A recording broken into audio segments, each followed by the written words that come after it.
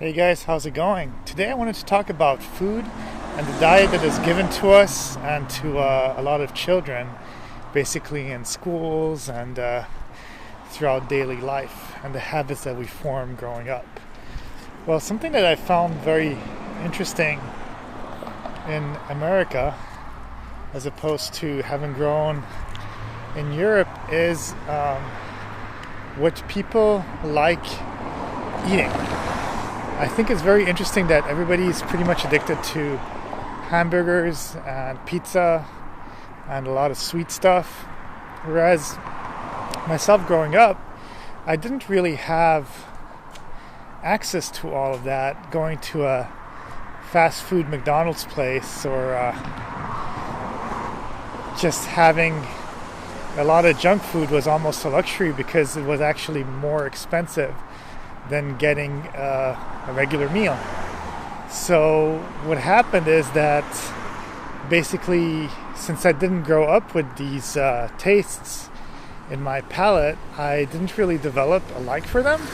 So whenever somebody offers me a treat, say like, oh, let's go have a hamburger, or let's eat something that's like junk food, it really doesn't sound very appetizing to me because I just never grew up with it.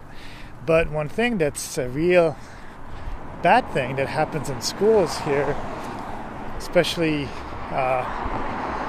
in middle school, grammar school and all that, is that they offer either fast food because the schools are sponsored by them, or they do offer food that's made at the school too sometimes, but it's not really good quality food. When I was growing up, I used to frown upon what was given to me. It was literally like a $3-4 meal, or maybe even less. I don't really remember exactly, but because it was in Europe, basically they were giving me fine French cuisine, and I used to frown upon that. But I would see the people making the food fresh in the morning, and I wanted my version of the junk food, I guess, which was comparatively healthy food compared to whatever is given here in America. And I find it's very interesting that schools are allowed to do that. I understand that they want the money, I guess, from the sponsorships and stuff, but technically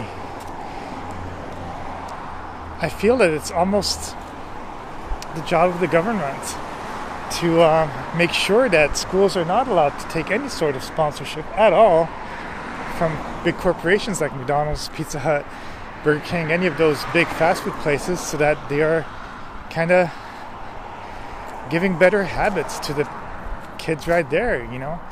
I mean, I understand they want to put vending machines so that people can get snacks and drinks that they want to get, just Coke and Sprite and all that stuff, but at the same time, if you don't create those habits from a young age, you tend to not really develop them later on in life, which is kind of interesting.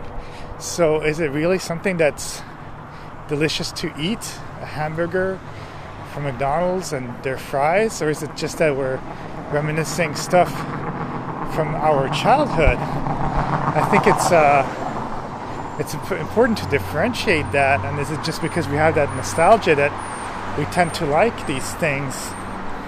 For me, one of the worst chocolates that has ever been created is the Hershey's chocolate.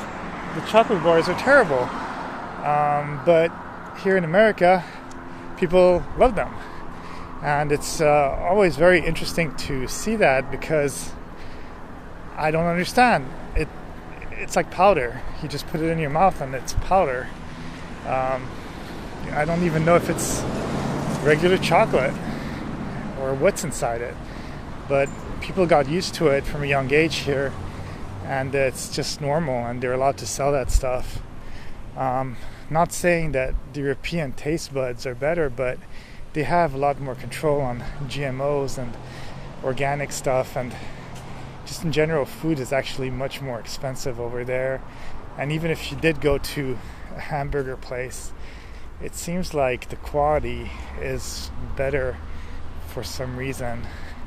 I'm very surprised sometimes at the quality of food here in America, because you would think that there's so many wealthy people here that they would want good food to end up on their tables or to be fed to their kids, but I guess not. The thing is that's crazy is that even if when you go to really the high-end places, sometimes it is kind of hard to even get the right kind of non-GMO food, and you really have to be careful.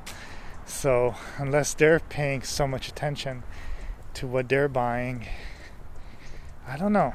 I just always thought it was interesting how we basically get accustomed to a certain type of diet at a young age, and it kind of follows us, and it becomes our cravings for the rest of our life.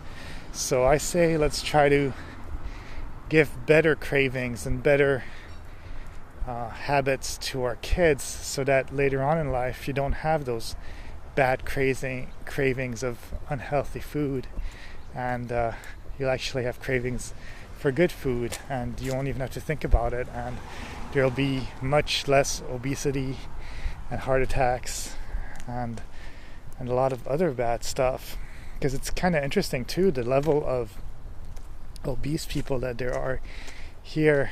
Of course, in California it's a bit different because there's a lot of people who actually do take care of themselves, but I've been to other states, and when they're talking about obesity, it's obese. Here they say that I'm skinny, whereas I'm actually kind of average for body type in Europe.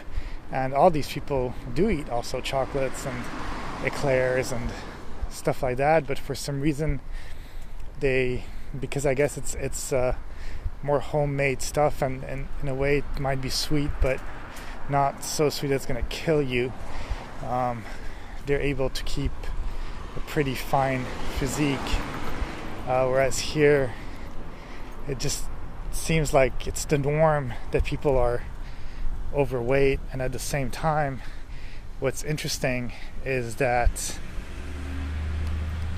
because there's so many people that have that kind of body shape, they're just saying, nah, that's normal. They don't even see it as not normal anymore.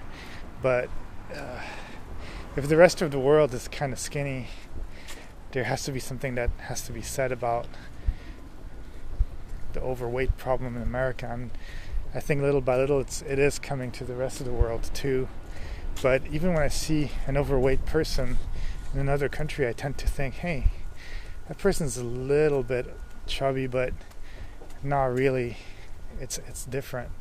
Like there's morbidly overweight and there's a little bit overweight, and that's the difference. Is of course everybody has different bodies, but at the same time, if you're morbidly obese where you can't walk or sit or live normally, then there really is a problem, and it's